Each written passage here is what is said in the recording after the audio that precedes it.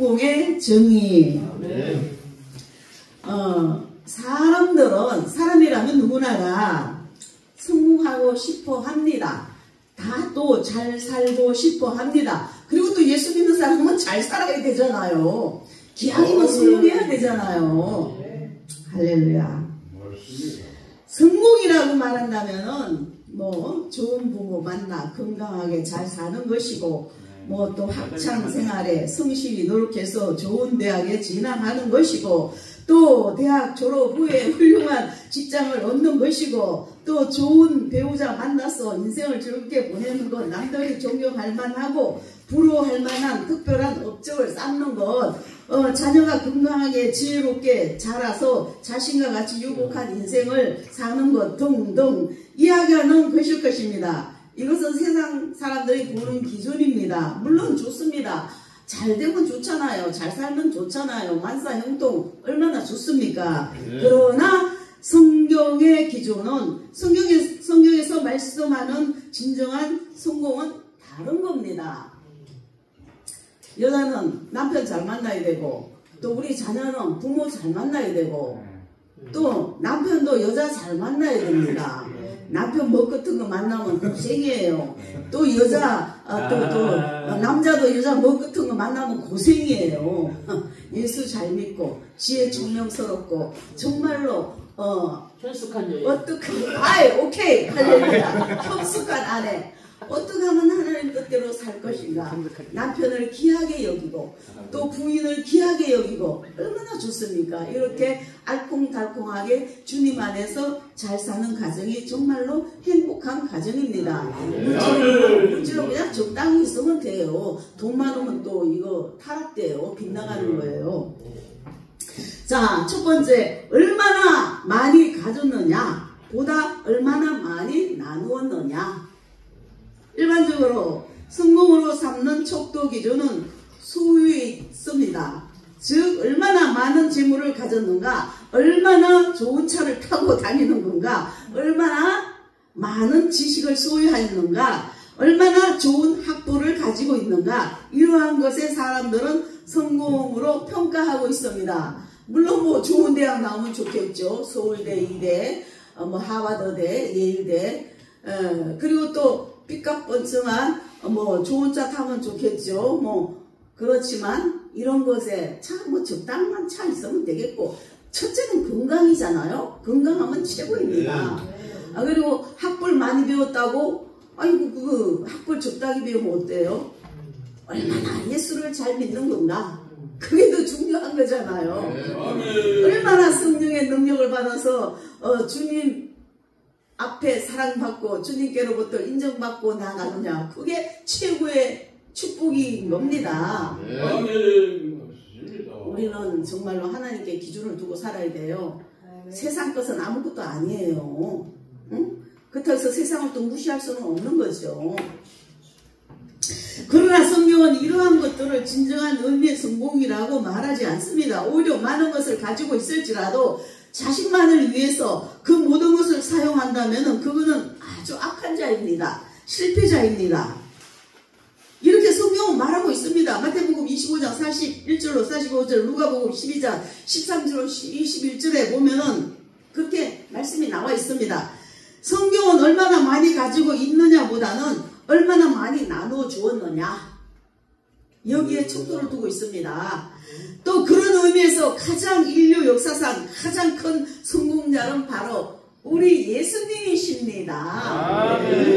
예수님께서는 스스로 자신의 영광과 권리를 포기하시고 이 땅에 내려오셔서 자신의 모든 것을 주심으로 우리를 구원하셨기 때문입니다.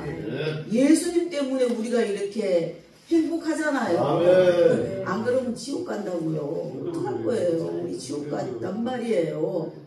제가 누누이 말씀드렸지만은 만일에 지옥 가서 1만 년만 있다가 다시 천국 간다면 뭐 갈 수도 있어요. 고생스럽지만 한번 지옥 가면 영영부부터 계십니다. 그게 문제라는 거예요. 지옥 무섭습니다. 엄청 괴롭습니다. 유황불이 펄펄 끓는 지옥. 그러니까 누구는 말합니다. 거지 깡통을 살고 이 세상에 살더라도 예수 잘 믿고 살아야지 지옥만은 가지 말자. 그렇게 누군가는 그렇게 말했습니다. 그리고 그 자신을 주셔서 우리 예수님께서 자신을 주셔서 우리로 그 영광에 동참하게 해주셨습니다. 하늘나라 영광에 우리를 동참하게 해주셨다 이겁니다. 예수님께서는 마지막 피 한 방울 산란도 한 조각 남김없이 우리를 위해서 주심으로 우리에게 영원한 생명을 나누어 주셨다 이겁니다. 예수님 때문에 우리가 참잖아요. 예수님 때문에 나누는 거지요. 예수님 때문에 그냥 희생하는 거예요. 예수님 때문에 참는 거예요. 할렐루야. 예수님 때문에. 응? 예수님께서는 어마어마하게 부유하셨고 복되신 분이셨잖아요. 잘 아시잖아요. 응? 자, 바울 사도는 주는 것이 받는 것보다 복이 있다고 말하면서 예수님께서 보이신 성공의 삶을 따라갈 것을 우리에게 권면하고 있는 겁니다. 나누는 삶이 최선을 다하는 삶이고 참된 성공자가 되는 것입니다. 아멘. 초대교회 성도들은 자신의 소유를 아낌없이 나누었습니다. 오늘날도 우리가 모든 것을 나누며 사는 겁니다. 기도해주고 말씀을 나누고 서로 사랑하고 힘들어도 서로 좀 보살피고 내가 좀 참으면 되고 내가 좀 죽으면 되고 내가 좀 양보하면 되잖아요. 그래서 우리 함께 서로 하늘나라는 함께예요. 함께. 나 혼자만이 아니에요. 우리 모두 함께. 우리 모두 함께. 할렐루야. 자, 두 번째, 얼마나 높아졌느냐? 보다 자신을 얼마나 낮추느냐? 대부분의 사람들은 성공의 기준을 얼마나 많이 높아졌느냐에 두는 경향이 있습니다. 그래서 소위 사자가 들어가는 의사, 판사, 검사 등의 사회적으로 인정받고 높임받는 직업을 가진 사람, 몇 년 전만 해도 목사가 인기가 있었어요. 십몇 년? 그때 하여튼 목사가 굉장히 인기가 있었는데 요즘은 모르겠어요. 70년대, 80년대. 아멘. 자, 사회적으로 인정받고 높임받는 직업을 가진 사람 되기를 원합니다. 오늘날 그렇잖아요. 이렇게 사람들이 더 높아지기를 바라는 이유는 그래야만이 사람들이 자기를 알아주고 자기를 높여주고 섬겨줄 것이라고 생각하기 때문입니다. 그러나 성경은 진정한 성공이 높아지는 데 있다고 말하지 않습니다. 오히려 얼마나 자신을 낮추고 겸손히 마음을 두느냐에 따라 성공이 결정된다고 말씀하고 있는 겁니다. 물론 높은 자리에 있다고 실패자라고 말하는 것은 아닙니다. 우리가 예수 믿는 사람이 세상적으로도 높아져도 돼요. 높이 살면서 주님 복음을 전하면서 주님의 영광을 드러내면서 살아가는 거죠. 예수 잘 믿는 사람이 판사, 검사, 의사, 정치인들. 근데 이 정치인들이 예수 믿는 사람이 많은데도 영 아닌 사람이 많아요. 보니까 정치하는 사람들, 예수 믿는 사람들 굉장히 많습니다. 근데 세상에 예수를 믿는지 많은지 이상해 아버지가. 높음에 있던 낮음에 있던 일관된 마음으로 겸손하고 섬길 수 있는 사람이 되어야 함을 가르치고 있는 겁니다.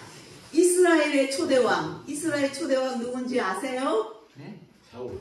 할렐루야. 사울왕이에요. 사울왕. 이스라엘의 초대왕 사울은 처음에는 겸손한 사람이었어요. 겸손하고 성실했습니다. 그러나 그런 왕위에 오른 뒤부터는 잘못된 길로 가기 시작했습니다. 항상 자신이 사람들의 중심이 있어야 했고 존경과 섬김의 중심에 있어야 한다고 생각했습니다. 사울은 그로 인해서 실패자가 된 겁니다. 이 사울은 하나님의 비율을 맞춰야 되는데 인간 비율을 맞췄단 말이에요. 그러니까 실패자가 되는 거예요.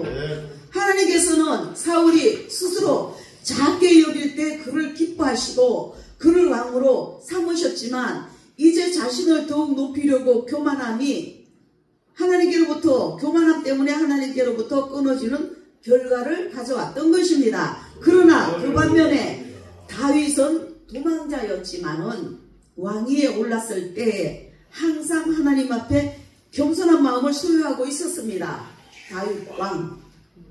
하나님은 이런 다윗을 왕으로 세워주셨고 이스라엘의 최고의 왕으로, 이스라엘 역사상 최후의 왕으로 기억되게 하셨던 겁니다. 성공하는 인생은 이처럼 자신을 낮추고 작게 여기는 겸손함에 있다는 사실을 기억해야 되는 겁니다. 그러니까 우리가 찬송가도 있잖아요. 겸손한 자 찾도다 모시어 드리세. 겸손해야 돼요. 또 사랑에 충만해야 돼요. 하나님은 교만을 제일 싫어합니다. 교만은 패망의 선봉이에요. 그래서 겸손한 자에게 은혜를 베풀어 주시는 겁니다. 겸손하면은 때가 이름에 하나님께서 높여주시는 겁니다. 세 번째, 얼마나 큰 일을 이뤘느냐 보다 작은 일에도 충성했느냐. 우리가 작은 일에 충성해야 돼요. 그래야 하나님께서 큰 일도 맡기시는 겁니다. 보통 사람들은 성공의 기준을 얼마나 크고 놀라운 업적을 이루었느냐에 두고 있는 경향이 있습니다. 어려운 시험을 통과하거나 사람들이 기억할 만한 탁월한 업적을 쌓거나 깊이 있는 연구 성과를 이룩하는 것을 성공이라고 말하는 것입니다. 물론 이런 일들은 매우 귀한 일이고 결코 무시해서는 안 되는 겁니다.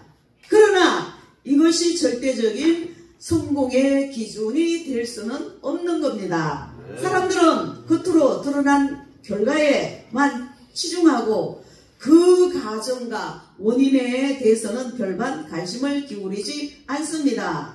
이는 우리가 작은 일이라고 생각하는 일들을 충실히 수행한 사람들에 대한 평가는 매우 인색하다는 말입니다. 그러니까 끝으로 드러난 것만 갖고 평가하면 안 돼요. 눈에 보이지 않는 어려운 일들이 얼마나 많이 있습니까?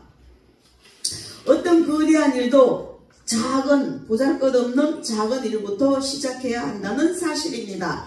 하나님께서 우리에게 맡기신 일에 무가치 보이고 남들에게 수치스러운 정도로 보잘것없이 보여도 충성되이 잘 감당함으로 진정한 인생의 성공자가 되는 겁니다. 이 계명 중에 지극히 작은 것 하나라도 버리는 자는 천국에서 지극히 작다 일컬음을 받을 것이라고 말씀하고 있습니다. 그리고 또 무가치한 일은 없음을 깨닫고 충성으로 하나님께서 인정하는 인생의 성공자가 되어야 되겠습니다. 하나님께서 인정하는 성공자가 되어야 된다 이겁니다. 결론, 최후에 웃는 자가 진정한 성공자라고 이야기하고 있습니다. 그렇다면은 진정한 성공자는 어떤 사람입니까? 그는 다름 아닌 마지막 날 천국에서 웃는 자일 겁니다. 천국 가면 웃잖아요. 얼마나 좋아요. 응?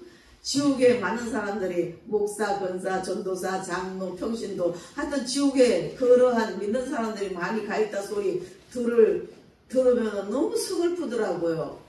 야, 왜 믿는 사람들이 지옥을 갔을까? 아, 나도 겁나는 거요.